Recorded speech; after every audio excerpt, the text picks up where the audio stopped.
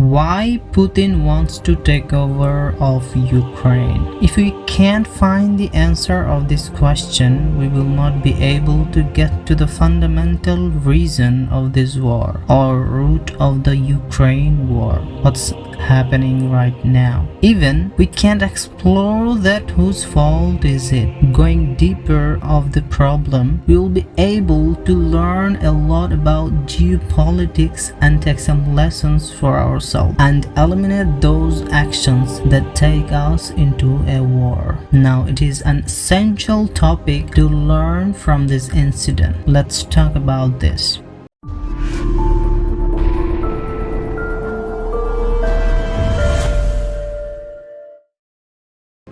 In this world, there are some buffer region that separates some parts from another parts. Simply we can say for better understanding, this buffer zone separates two rival states from each other. Both sides want to take over this buffer zone and establish their own power and influence. Though they don't want the direct control of that buffer zone, but to take the political control. For an example, let's say Turkey. It is the buffer zone between Islamic State and Europe. Europe was able to bring Turkey into their sphere of influence. That's why the victory of Turkey came in Kemal Atatürk's hand and established so-called secularism. By doing this, Europe was able to confirm their safety. Every country had to worry who would attack me anytime, so they ensured their safety in advance. However,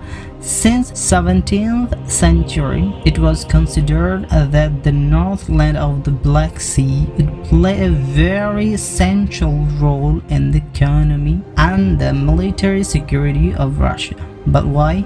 Because if there are any possible way to be attacked Russia by any country or NATO, that would be Ukraine. And that happened. Hitler attacked Soviet Union through Ukraine. There's the war alliance that NATO, if they want to attack Russia, they will also enter through this way. If Ukraine joins NATO, it will create two problems. First problem is the buffer zone Ukraine that separates Russia from enemy country. It will then be transformed into an enemy base. And the second problem is, discussing about it later, considering the opposite Ukraine is very important for NATO from military aspect. Have a look at the map. The weakest point for NATO is Suwalki Gap, like the chicken neck of India. If Russia closes this place, NATO's game will be over. We'll be able to isolate NATO countries from each other. Now the balance will tend to be where Ukraine is. If Ukraine is in NATO, there's no need to be worried about Suwalki Gap. And if Ukraine is with Russia, then Russia will be able to catch NATO by this gap and play NATO's duel. Is this why Russia is obsessed with Ukraine? Nope, that's not the actual reason. But yep, Putin has some imperial obsessions.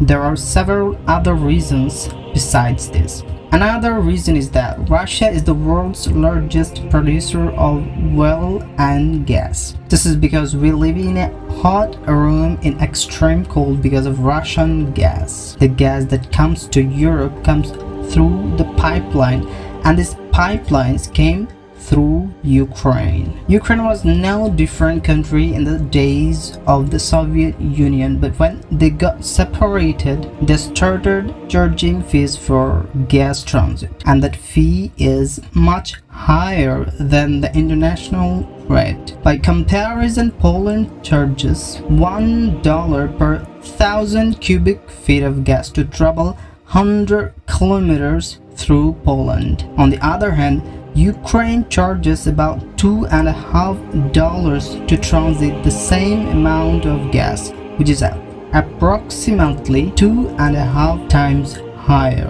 Russia must be angry about this. You can take advantage of my predicament because there's no alternative way. You can take a different advantage by breaking my arm. There are also some interesting incidents. The gas that is going through Ukraine steals the gas, meaning they extract gas from the pipeline and use it for their own purposes. They have also been caught stealing and have confessed after being caught. What I'm saying, Ukraine did not do well at all, and it is a very cheap-minded job that they have done.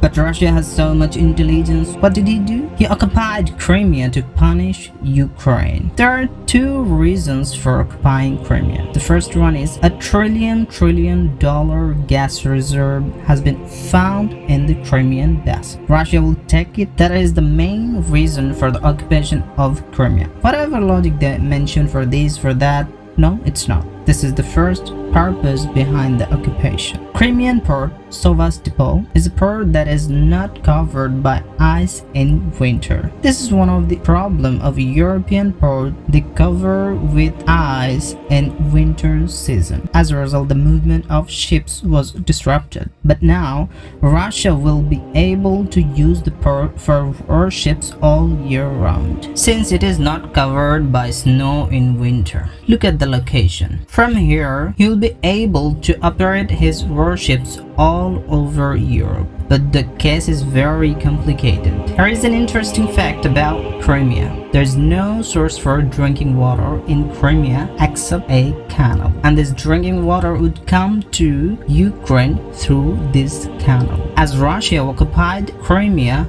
Ukraine blocked the flow of water through canals. What happened to Russia's occupation is that if there is no water, how can there be people here? For this special reasons, Putin desperately invaded Ukraine. The fault lies with both sides. Russia should not occupy Crimea, just as Ukraine's gas extraction was a small-minded act. Russia and Ukraine have not been able to resolve the issue through negotiations. Both sides have now fallen into a small hole. Those who think Russia is punishing the West, actually that's not. This is the real scenario. No one is punishing anyone, but this is a desperate geopolitical fight. Liability and guilt are on both sides, more or less. But that is why we cannot legitimize aggression. Aggression is always reprehensible. Even if it is in my enemy's country, it is reprehensible. And in the war, ordinary people and soldiers die, not any politicians. We should not rejoice when we see war. War sometimes becomes urgent and inevitable for human beings.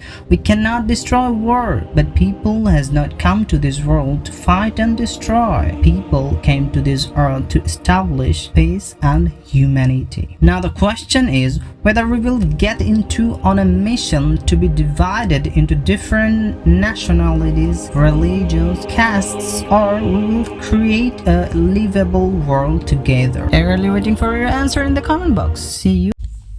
By the way, did you subscribe? If you have already done, you are very welcome.